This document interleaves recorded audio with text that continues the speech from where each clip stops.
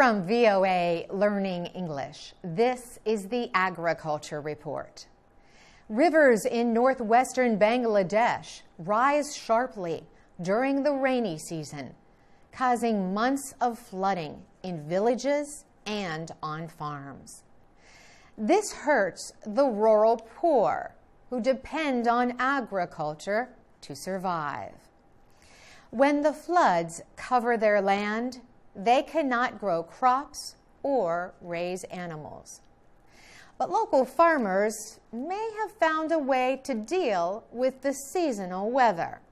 Some are building small farms that float on top of the floodwaters. Hafiza Khatun works on a floating farm near the village of Charbangara. She raises ducks for eggs. The farm is made of bamboo and empty oil containers. It is attached to the bank of a river.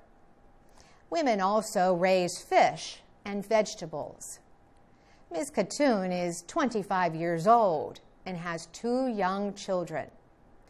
She could not earn money during the rainy season from July to October. During that time, the local river rises at least 3 meters. 3 years ago, a Bangladeshi nonprofit organization called Sheetalai Swanivar Sangsa brought small floating farms to the village. The farms are 17 meters long and almost 5 meters wide. They are made of both recycled and local materials. Vegetables, such as gourds and beans, are grown in plastic containers filled with soil on the floating structures. The nonprofit group pays the cost of making the farm. 5 to 10 women work on one farm. Together, they can earn about $1,700 a year. That amount of money can buy a lot of food in rural Bangladesh. Ms. Khatun also rented land with the money she earned.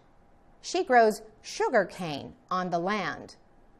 Her family also is saving money in a bank for the first time.